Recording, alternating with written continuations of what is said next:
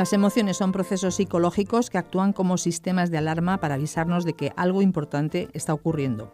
Por lo tanto, su función adaptativa es muy breve en el tiempo. Una vez cumplida su misión, la emoción debe desactivarse. Pero a veces esa alarma dura demasiado, sigue sonando durante días, meses o incluso años. En ese momento la emoción pierde su papel adaptativo y pasa a ser un problema en sí misma. Por ello, la regulación es clave para sacar el máximo rendimiento de nuestras emociones y evitar los efectos negativos que pueden surgir si se cronifican.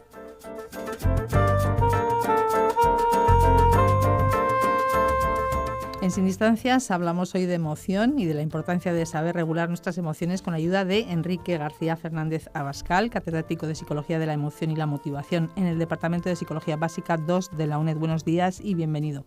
Hola Maite, gracias por invitarme.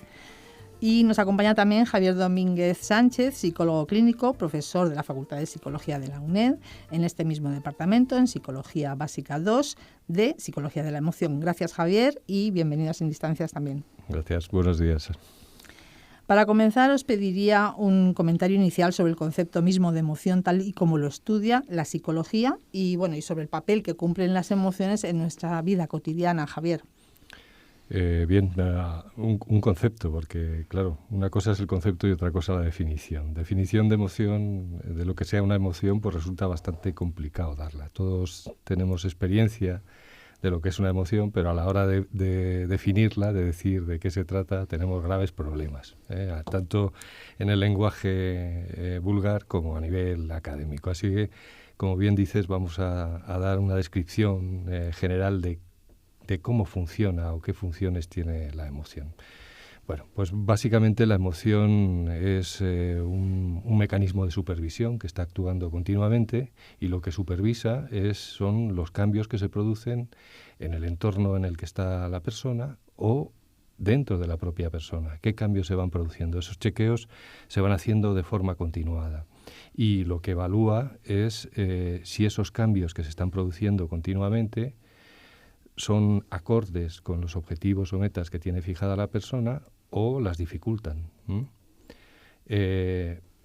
Cuando detecta esos cambios, produce una serie de respuestas, de activaciones en diferentes áreas. Por ejemplo, produce un aumento de la actividad fisiológica, una adaptación de la actividad fisiológica, de manera que la persona pueda dar respuesta, pueda afrontar a esos cambios que se están produciendo. Produce también cambios a nivel de la percepción que tiene la persona con respecto a la emoción, la percepción subjetiva. Nos damos cuenta entonces de que lo que estamos sintiendo es miedo, es alegría, es asco. Y produce también la activación de una serie de estrategias de afrontamiento para hacer frente a ese tipo de situación. Y sobre todo, a nivel social, lo que provoca ese sistema de evaluación, de supervisión, son cambios en los mecanismos de comunicación social. En la expresión facial ponemos cara de miedo, cara de alegría, en la postura, en la entonación, en la prosodia.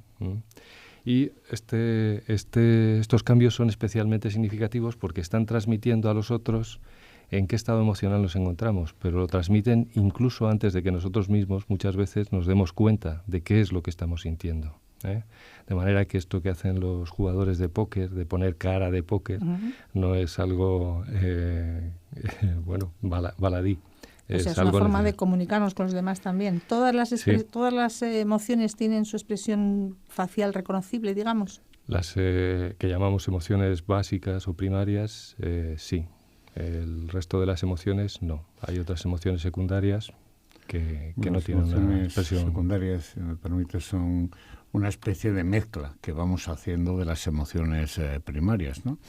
Y entonces su forma de expresión depende de la mezcla que hayamos hecho, ¿no? Por ejemplo, el orgullo, que es una especie de mezcla de alegría y de asco, pues depende de la mezcla personal que haya hecho cada uno, pues nuestra cara es más de alegría o es más de asco.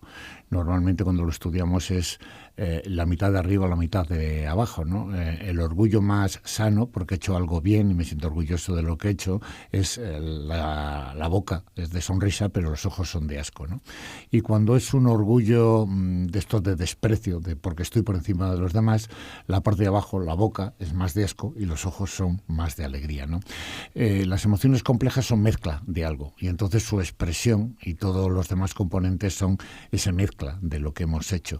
Y esa mezcla no es uniforme de todas las personas, es una mezcla personal y propia. Unos tienen una forma de orgullo y otros otra. Los orientales no tienen el mismo orgullo que los españoles, pero los de Madrid no tienen el mismo orgullo que los de Barcelona, ni los de Vallecas lo mismo que los de Coslada, por ejemplo, ¿no? Ni yo el mismo orgullo que mi vecino. Es decir, es una emoción social de diseño y creada, y entonces su expresión y toda su comunicación es también algo creado a partir de diferencias individuales, ¿sí? Claro, eso es cuando hablamos ya de emociones muy complejas, ¿no? Antes habéis hablado de emociones básicas, que no quiero entrar en la división porque si no sería muy prolijo ahora mismo, y lo que queremos es hablar de la regulación de las emociones. Pero a lo mejor, Maite, hay un punto interesante en la diferenciación que nos vale para las sencillas y las complejas. Hay emociones de tono hedónico positivo, emociones agradables, y emociones de tono hedónico negativo, desagradables. Las emociones positivas son aquellas que nos llevan a la aproximación, al acercarnos a algo, a alguien, mientras que las negativas son aquellas que nos avisan de peligros y nos llevan a la evitación, a alejarnos de algo o de alguien. Y esa división es independiente de que sea emoción primaria o secundaria, y es muy importante porque abre una parte de lo que luego va a ser la regulación, porque las emociones de tono hedónico positivo regulan las negativas y las negativas regulan las positivas. Entonces, entremos ya directamente en los procesos de regulación. ¿A qué nos referimos cuando hablamos de regulación de las emociones? Bueno, pues en principio hay que tener en cuenta que una de las características de las emociones, que como muy bien ha comentado Javier, es una especie de sistema de alarma que tenemos, de cuando algo importante sale, nos avisa de que hay algo importante y que tenemos que hacer algo, acercarnos o alejarnos, pero hacer algo. Igual que las alarmas, tienen que durar lo que tienen que durar, ¿eh? O sea, yo me acuerdo un tiempo que ponía todo el mundo alarmas en el coche y se pasaban 24 horas porque se habían ido por ahí la alarma sonando, y era contraproducente porque los vecinos terminaban quemándole el coche hartos de oír la alarma 24 horas al día, 7 días a la semana, ¿no?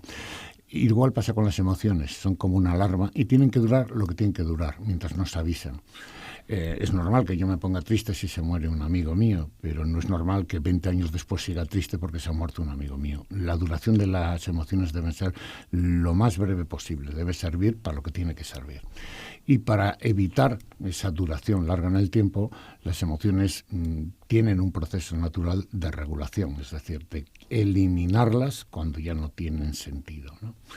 Y eso, la forma natural, digamos que vienen los genes, es a través de un proceso que se llama el proceso oponente, es decir, una emoción positiva se regula con una negativa y una negativa con una positiva, ¿no? Pongamos un ejemplo simplón. Salgo a la calle y veo, yo que sé, un perro, un mastín de 2 metros, con unos colmillos de 1/4, los ojos inyectados de sangre. Bueno, me da una situación de miedo horrible. ¿Cómo se me pasa el miedo? Pues en cuanto aparece el dueño y le pone la correa, a mí me llega una sensación de tranquilidad, de calma, de he salvado la vida. Es decir, una emoción positiva me está regulando la negativa para que al final quede a cero, que es como debe estar el estado normal de las emociones cuando no pasa nada importante. Y al revés, veo un amigo que hace mucho tiempo que no veo, hace 5 años que no veo, me da una alegría terrible, importantísima, al rato se va. ¿Y qué me queda? Pues la tristeza de si pasaron otros 5 años antes de que lo vuelva a ver. La emoción negativa regula la positiva para que yo vuelva a cero emocional. El mecanismo de regulación es un mecanismo en principio innato en el propio sistema emocional para que las emociones duren lo que tienen que durar. Hombre, aquí emociones positivas y negativas son un poco diferentes, porque lo más normal es que tenemos la mala tendencia de hacer durar más las negativas que las positivas, ¿no? Hacemos algo positivo y nos acostumbramos enseguida a ello, ¿no? Sin embargo, las negativas parece que le damos vueltas y le mareamos. No sé, yo imaginaba, esta mañana me he levantado, me he duchado, es una cosa muy placentera, muy agradable, ya ni me acuerdo si me he duchado o no, es decir, lo positivo enseguida se me ha ido. Ahora, si esta mañana me hubiera levantado y no hubiera agua para ducharme, seguro que ahora me seguía dando vueltas y mañana, y qué faena. Es decir, lo negativo nos dura mucho más y por lo tanto en este proceso de regulación normalmente es mucho más importante regular las negativas, porque tenemos tendencia a rumiarlas, a darles vueltas, a tenerles mucha más persistencia en el tiempo que las positivas. Pero como dice Enrique, esos cambios automáticos no siempre son lo oportunos que debieran, ¿eh? La forma de redirigirlos, de reorganizarlos, es a través de la regulación emocional. Hay una serie de mecanismos que vienen de forma implícita ya en la persona, de mecanismos de regulación emocional, que también tienen cierto automatismo. Entonces podríamos decir que realmente la emoción surge ya, se plantea ya en origen regulada. Pero luego hay también otra serie de estrategias, de mecanismos de afrontamiento que los va adquiriendo la persona pues, a lo largo de su desarrollo, en función de un montón de factores, del entorno cultural, de las experiencias que ha tenido, de las experiencias sociales. Van conformando una especie de arsenal, por decirlo de alguna manera, de estrategias para hacer frente a esas emociones que no son las adecuadas en un momento determinado. Y se puede aprender, se pueden aprender esas estrategias. Sí, sí. Sí, vamos a ver, más o menos viene a contar que en condiciones normales un 50% de la regulación es genética, viene de fábrica, viene que no es necesario aprenderla. Un 10% depende un poco de las condiciones, las circunstancias, de dónde estemos, con quién estemos, etcétera, que nos permite o no hacer determinadas cosas, ¿no? Pues imaginemos que uno regula muy bien la ansiedad dando gritos y saltos, pero a la puerta de un examen pues no es el momento que poner esa estrategia. Y un 40% depende de las cosas que nuestra voluntad puede hacer, de lo que hacemos voluntariamente. Y por lo tanto un 40% también de lo que dejamos de hacer, porque si no lo hacemos por dejación también estamos haciendo esa situación, ¿de acuerdo? Es decir, que hay un porcentaje muy importante que está en nuestra mano y que puede vencer la balanza de forma importante, que hay mucha parte en los genes, no es toda la parte de los genes, ¿de acuerdo? Hay una parte del medio ambiente, las condiciones, de las situaciones en las que nos encontramos y una parte que tiene que ver de lo que consciente, voluntariamente podemos hacer y podemos hacer mucho más cosas de las que nosotros nos podemos imaginar. Pero somos conscientes de este mundo de la emoción, de lo que nos afecta, de cómo lo podemos regular, de lo que importa, de cómo se expresa. ¿Somos conscientes las personas de todo eso? En parte sí y en parte no. Es decir, hay una parte que está que precisamente para ser funcional debe ser muy automática y entonces prácticamente no somos conscientes de cómo se está desarrollando la emoción ni de cómo la estamos modulando. Por ejemplo, que mucha gente cuando se parte el examen, llega al examen, lo primero que hace es cogerse el bolígrafo de la marca que sea, me iba a salir una muy conocida, y morder el capuchón como loco, ¿no? Inmediatamente me recuerda, digo, esto es lo que hacen cuando estudiamos a los bebés y se ponen, les asustamos, se ponen con el chupete o chuparse el dedo. Y digo, esto es una reminiscencia que queda, una forma de regulación que queda. Él no se da cuenta de que está mordiendo o comiéndose las uñas o cualquiera de estos rituales que se suelen hacer para regular la ansiedad, pero sí que lo está haciendo, ¿de acuerdo? Incluso algunos van a examinarse con su jersey amarillo, con su jersey naranja, que es el de la buena suerte, que es obviamente un ritual supersticioso, pero que a él le sirve para regular no conscientemente su emoción, que es realmente el problema que está teniendo, ¿de acuerdo?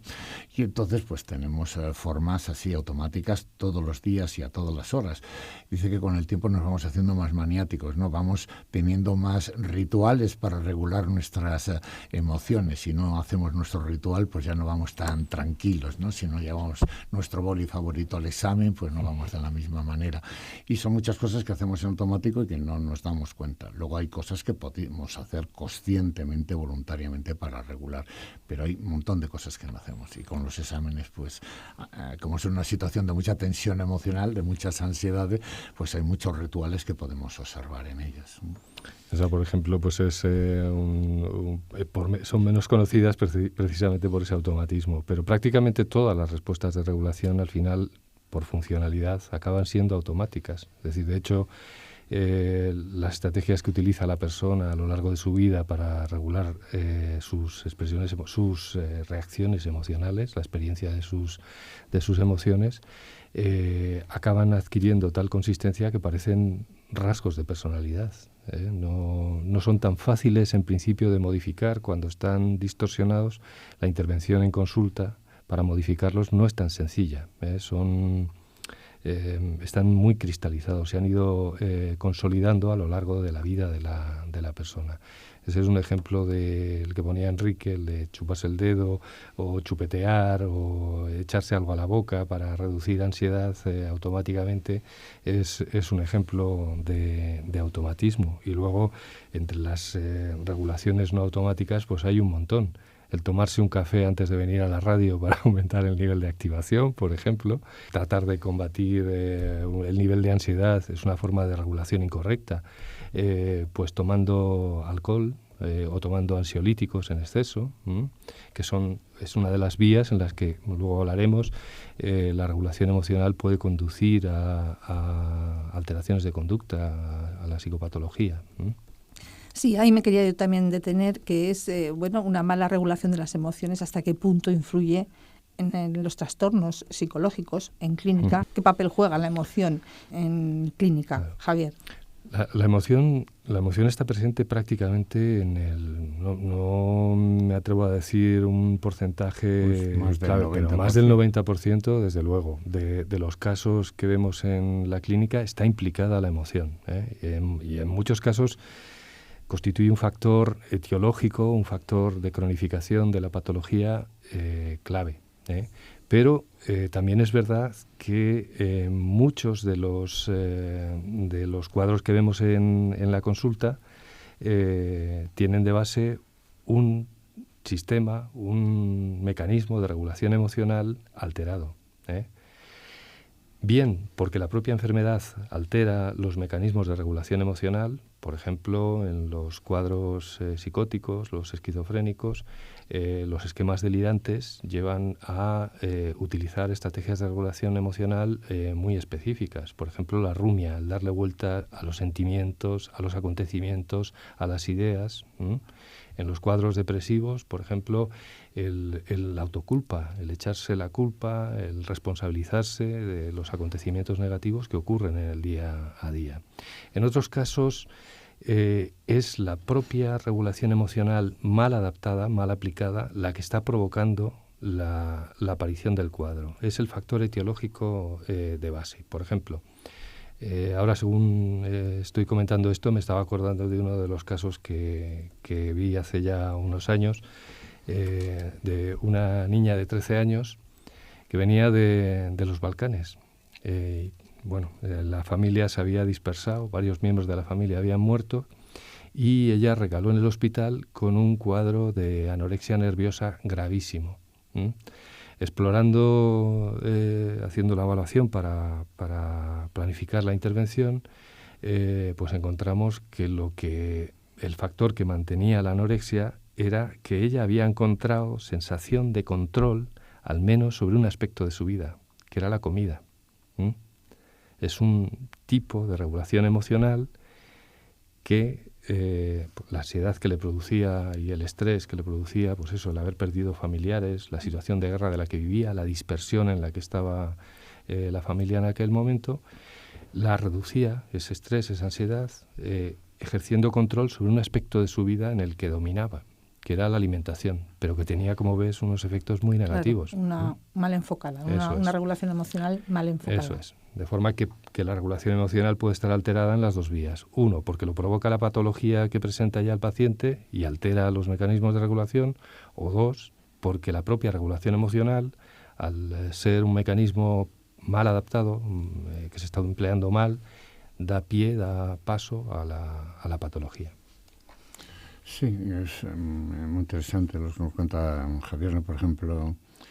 Uno de los problemas serios de la depresión mayor, el trastorno depresivo, es la imposibilidad de regulación del afecto negativo, porque una de las características de la depresión es la anedonia, la incapacidad de tener emociones positivas.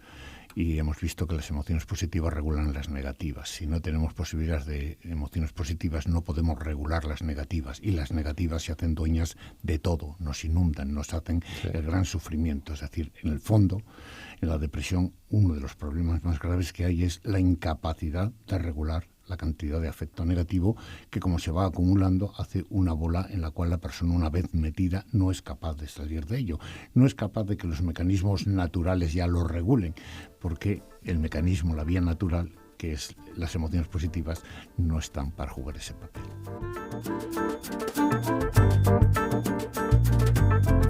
En Radio 3 escuchan la UNED, hablamos de emociones, de los mecanismos de regulación de las emociones con los profesores Enrique García Fernández Abascal y Javier Domínguez Sánchez, profesores de Psicología de la Emoción de la UNED. Entonces, la relación entre emoción y salud mental está clara, pero ¿se puede decir lo mismo de la relación entre emoción y salud física? ¿Es cierto que la forma de afrontar una enfermedad incide en su mejor o peor pronóstico, Javier? Sin duda. Estábamos hablando al principio, cuando nos referíamos a la emoción, de que hacíamos referencia a que una de los mecanismos de respuesta que activa la emoción es una preparación fisiológica, una preparación de la persona, del organismo, para hacer frente a determinado tipo de situaciones. Una regulación emocional no adecuada puede dar lugar a activación, a un aumento en la funcionalidad de determinados órganos que al final acaba provocando una patología orgánica o puede facilitarla, por ejemplo. O sea, un pesimista, Javier, enferma antes un y más. Un pesimista tiene peor salud que un optimista. Que un optimista, sin duda. Fíjate que la OMS nos define la salud como un estado de completo bienestar, es decir, como un estado emocional, ¿eh? Y esto no viene en balde, esto es una historia larga en la medicina, ¿no? Me gusta especialmente un libro de Ramón y Cajal, que es el último que hizo de reflexión y de madurez, que dice que la alegría es la verdadera causa de la salud y la longevidad de las personas, ¿no? Y que debemos fomentar la alegría en las personas. Sabemos mucho, pero sabemos que las emociones positivas fomentan la salud por dos vías. Una, por el sistema directo, que es activar, como decía Javier, nuestro sistema. Por ejemplo, las emociones positivas activan mi sistema inmune, de tal manera que es más fácil que coja un catarro o una gripe si estoy un poco tristón que no si estoy alegre. Y de forma indirecta, porque las emociones positivas me llevan a hacer una vida más activa, más sana, cuando a uno le dan prescripciones de salud en positivo, es decir, lo que vas a conseguir es una línea estupenda para este verano, ponerte el traje de baño, es más efectivo que si me dicen, si comes de esta manera lo que vas a tener es menos colesterol, en negativo. Es decir, las instrucciones en positivo nos hacen mucha mejor adherencia a cualquier prescripción de salud, hacer más actividad y muchas más cosas. Pero más las emociones positivas tienen que ver con esa idea al final que nos dice la OMS de qué es lo que es salud. Yo recuerdo que tengo cerca de casa un colegio de sordomudos, es decir, personas con unas limitaciones sensoriales importantes, y no veo mayor alegría e incluso jaleo en el silencio que provocan con sus comunicaciones cuando salen de clase, que es que contagian ese entusiasmo. Y esas personas las veo mucho más sanas que otras que en la clínica tienen problemas, por ejemplo, depresivos, no tienen problemas en ninguno de sus sistemas, pero sin embargo tienen un sufrimiento absolutamente terrible. Buena parte de la salud es nuestro estado emocional. Un estado emocional positivo es mucho más sano que una pequeña limitación o incluso gran limitación, porque me acordaba también del Hospital de Tetrapléjicos de Toledo, donde cuida muy bien las emociones positivas, y ves gente con unas limitaciones impresionantes, pero con una salud también impresionante en el mismo acto, más que otras personas que tienen todas sus extremidades intactas y no tienen problemas de deambulación y sin embargo no están sanas, están sufriendo seriamente como una depresión. ¿Y se puede estimular, se puede potenciar el aprendizaje de estas emociones positivas? El aprendizaje. Sí. La forma de generar emociones positivas para contrarrestar las emociones negativas en las que nos solemos situarnos. Sin duda, pero yo creo que en mayor medida, como decía el profesor Fernández Abascal. Sí, no, yo pienso que la verdad, las emociones positivas tienen una función pues inestimable. pero no hay que dejar de lado a las emociones negativas. Las emociones negativas tienen un papel clave para poder desarrollar mecanismos de regulación que favorezcan la emoción positiva. Si no hay emoción negativa, no hay manera de hacerlo. Para aprender nuevas estrategias de afrontamiento. Las estrategias de afrontamiento que la persona genera en la resolución de situaciones de conflicto, de situaciones de estrés, no son las mismas que generan una situación hedónicamente favorable, ¿no? No reacciono de igual manera cuando me ha tocado la lotería que cuando he perdido un ser querido o he sido víctima de un accidente. Eso, por doloroso que en principio parezca, contribuye al crecimiento de la persona. Le pone también en riesgo, pero contribuye al crecimiento de la persona.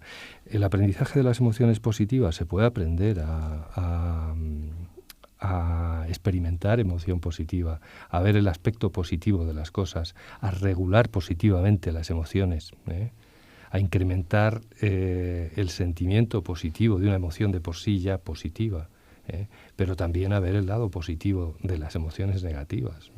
Sí que podemos aprender. ¿Y las emociones positivas tienen un lado negativo también? Positivo y negativo estamos hablando no de bueno o malo, sino estamos hablando de tono hedónico, de sentimiento agradable, desagradable. Sin duda, muchas veces el miedo cuida el huerto, dice un refrán castellano. A veces vamos al médico por miedo a ponernos enfermos. Y eso por es positivo, miedos, claro. Ese miedo es positivo. Y por lo tanto el residuo, aunque sea de una emoción negativa, es positivo, ¿de acuerdo? Y a veces una persona extremadamente optimista, ingenua, piensa que para qué voy a ir al médico si no me va a pasar nada. Al final le pasará algo. Es decir, eso es negativo. Necesariamente positivo y negativo se refiere a emociones agradables, desagradables. Está claro que las emociones agradables cumplen funciones importantes y buenas, porque las negativas, por ejemplo, la más intensa, que es la ira, la rabia, la cólera, genera tales elevaciones de presión arterial, de fuerza de salida de sangre del corazón, que está en la puerta de infartos de miocardio, ¿no? Y una persona que disfruta más, pues no es una persona que no se cabree, sino que cuando se cabree sepa regular con esas emociones positivas su cabreo, ¿de acuerdo?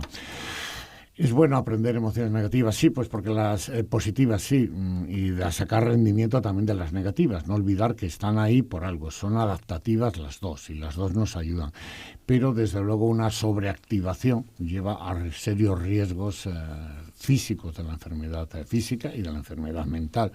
Sin embargo, la positiva pues nos permite regular, además de otras serie de beneficios importantes.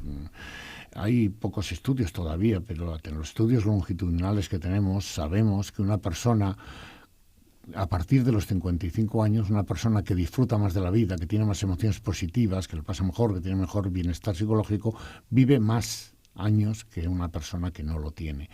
No solo que viva con más calidad de vida, no solo que disfrute más en esos años, sino que vive más años. Y hay un par de estudios ya clásicos casi, ¿no? Que es el estudio de las monjas, el estudio de cuál es la razón, los votos antes de meterse a monjas, en las cuales las que entraron para disfrutar dando todo lo posible por el bien de los demás, y las que entraron para sufrir lo más posible y dar ese sufrimiento a Dios. Unas vivieron más de 10 años más que las otras, solamente con esa intención de vida, ¿no? Y hay otro segundo estudio que nos hace también esa indicación, que es, por ejemplo, ahora que estamos cerca, la de los Oscar. El estudio de las personas que han vivido en Hollywood y que han tenido un Oscar y ya muertos, pues alguien llegó a comparar la gente que había tenido el Oscar con los que habían trabajado en las mismas películas nominados para el Oscar pero no lo habían obtenido, y usando como grupo control a los actores de reparto. Bueno, pues los actores que habían ganado un Oscar habían vivido 3 años más por medio que los solamente nominados y 6 años más que los de control, que eran personas que habían vivido en el mismo entorno lo mismo. Grandes alegrías en esta vida nos hacen vivir más, pero en fin, tiene mucha más miga, porque hay tantas cosas que vemos de anuncios breves en estos que nos dicen cualquier cosa es salud en la tele, que da miedo hablar de estas cosas. No es tan sencillo. Las emociones negativas ayudan también a cuidarlo, y hay que tener en cuenta. El lote viene con emociones positivas y negativas. Si no hubiera emociones negativas, no habría nada que regular. Vencer nuestros miedos es la mayor satisfacción que nos puede dar en esta vida. Conseguir cosas que nos cuestan mucho trabajo y mucho sufrimiento emocional es al final la mejor victoria que tenemos en esta vida, la mejor alegría. No todas las alegrías son banales, es decir, hablábamos antes, yo que sé, pues de ducharse por la mañana. Bueno, pues sí, es un placer irónico que está más o menos bien. Pero hay emociones positivas que llevan, a mí me gusta decir, mochila, dejan rastro, hacen algo más. Yo puedo salir esta tarde con unos amigos a pasarlo bien, a charlar un rato y pasarlo bien. Y está muy bien. Pero puedo salir esta tarde con unos amigos a pasarlo bien, hacer lo mismo, pero profundizar en la relación, hacer mayor intimidad, mayor confianza con nuestros amigos, y eso me lo llevo a casa. Ese tipo de emociones positivas, que son las eudaimónicas, normalmente surgen más de luchar contra lo negativo, es decir, en ese dueto, que no simplemente de lo fácil y sencillo de disfrutar de los pequeños placeres de la vida. Y esas tienen más duración, dejan más rastro. Eso que nos ha costado conseguir, como el Oscar, deja más rastro y da más salud que no simplemente las emociones positivas. Es decir, dentro de las emociones positivas además tenemos distintas categorías, hedónicas e eudaimónicas. Y las eudaimónicas de verdad son las que potencian nuestra salud por encima del mero hedonismo. Yo quisiera simplemente pues añadir una cosilla, y es que realmente las emociones, hombre, clasificarlas, a mí siempre me ha parecido muy pobre. No sé qué opinarás tú, Enrique, pero me ha parecido pobrísimo eso de clasificarlas en positivas y negativas, porque realmente, claro, el criterio hedónico de la emoción está ahí. Pero luego hay que ver el criterio práctico, el aplicado. Es decir, la emoción es positiva o negativa en función del contexto en el que ocurre y en función también de las metas que tiene la persona. Por ejemplo, y lo mismo ocurre con respecto a la regulación que activa esa emoción. Por ejemplo, se me ocurría, según estabais hablando ahora, la ira, que es una emoción negativa, es una emoción que adaptativamente me puede venir muy bien si yo tengo que ir a pedirle, a reivindicar mis derechos delante del jefe, o a pedirle un aumento de sueldo, porque si voy con el espíritu de sofá que tengo un domingo por la tarde, evidentemente los resultados van a ser de poco alcance los que voy a conseguir. La alegría, una emoción positiva, puede negativizarse si, por ejemplo, se expresa en una situación que es socialmente no conveniente. Imagínate en un funeral y yo me estoy riendo a carcajadas.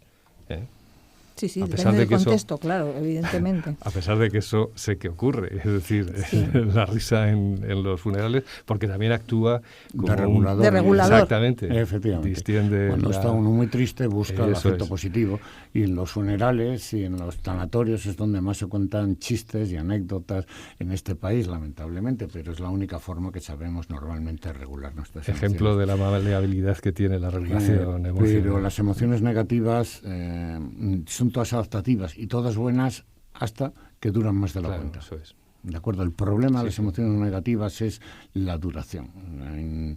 No es problema que a mí me dé miedo salir a la calle si sé que hoy hay escapado por ahí un toro de San Isidro el año pasado por la calle. No hay problema, a no ser que después de 5 años me siga dando miedo salir a la calle, no sea que haya algún toro más escapado por ahí. Ese es el problema, cuando empiezan a incapacitar en vez de facilitar. Entonces, emociones positivas y negativas no son adaptativas, desadaptativas. Los dos son adaptativas. Pero las emociones positivas tienen un plus, que regulan las negativas, que son las que nos empeñamos en que duran más, y desde luego tienen muchas más posibilidades de hacernoslo pasar bien, que tampoco está mal.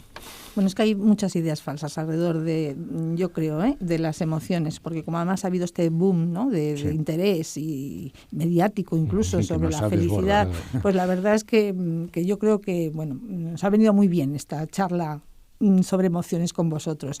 Y no me gustaría terminar sin que me comentaréis, aunque sea brevemente, por dónde van las últimas investigaciones en este campo. Bien, con respecto a la regulación emocional, si quieres hablamos un momento.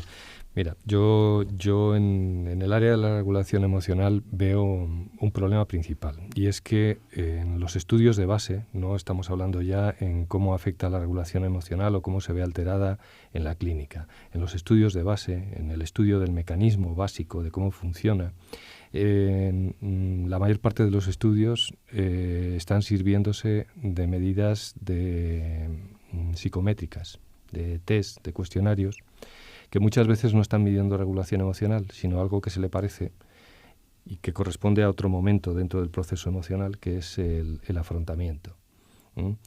Claro, hacemos una medida de los mecanismos de regulación emocional muy general, no puntual, no de cómo está respondiendo la persona a una situación particular. Y lo que yo creo que falta ahí son dispositivos, mecanismos, protocolos de manipulación de factores, de variables dentro del laboratorio. Es decir, algo que nos permitiera ver puntualmente, retratar la dinámica de la regulación emocional. Cómo regula ante una situación puntual una determinada persona con unas características determinadas. Eso nos daría muchísima información acerca del proceso. Se ha avanzado muchísimo. Hay modelos pues muy específicos, muy detallados acerca de cómo se produce la regulación, que se imbrican dentro de los modelos generales de psicología de la emoción, de lo que es la emoción, ¿no? Uh-huh. Pero quizá yo creo, no sé qué opinarás tú, Enrique, pero creo que la principal cortapisa para mí a nivel de la investigación básica es esa. El principal reto en estos momentos, sí, Enrique. Yo creo que una de las cosas más interesantes que tenemos en estos momentos con vistas a la regulación emocional es un cambio de paso. Hasta ahora, desde luego desde la clínica, incluso de la investigación básica, todo el proceso de regulación que se ha estudiado y se ha fomentado y las técnicas y procedimientos de cómo hacerlo, se ha basado con una idea, que es reducir el afecto negativo, que es el que nos hace sufrir. Pero se ha producido un cambio de paso. De repente se ha visto que todo lo que sabíamos de la clínica y de la investigación básica para reducir las emociones positivas, lo podemos usar al revés. Lo podemos usar para fomentar las emociones positivas. Es decir, usar los mecanismos de regulación para conseguir que la persona sea capaz de aprender, disfrutar y ser más consciente de las cosas positivas que tiene en la vida. Y vemos que como es el mismo mecanismo, el de regulación, las mismas investigaciones y técnicas que tenemos una cosa, las podemos tener para otra. Y yo creo que es una alternativa muy interesante y que aporta cosas muy importantes, porque sin tirar nada abajo de lo que hay, sin desperdiciar absolutamente nada y siendo útil reducir lo negativo, nos permite abordar los problemas de la vida desde dos vías. Voy a reducirte lo negativo y voy a potenciar lo positivo en el mismo lote, con la misma técnica, con los mismos procedimientos. Y eso supone, pues obviamente, una forma más poderosa de resolver los problemas que son de regulación, porque los problemas que son de regulación es disminuir lo negativo, pero aumentando lo positivo. Al mismo tiempo estamos, por otra cara, reduciendo lo negativo, de tal manera que estamos con doble faceta. Y es una cosa relativamente bastante reciente, que está, desde mi punto de vista, un camino muy interesante, porque nos permite abordar problemas mentales desde dos vías, incluso problemas de salud, pero sobre todo problemas mentales donde había un problema de regulación. No solo te voy a dotar de estrategias para que regules lo negativo, sino te voy a fomentar lo positivo para que eso se regule por otra vía. Lo mismo por dos caras, con dos formas diferentes, con la misma metodología, y eso es terriblemente poderoso a la hora de abordar este tipo de problemas. Muy bien, pues nada más, aquí lo tenemos que dejar. Enrique García Fernández Abascal y Francisco Javier Domínguez Sánchez, profesores de Psicología de la Emoción de la Facultad de Psicología de la UNED. Muchísimas gracias a los dos. Muchas gracias a ti, Maite.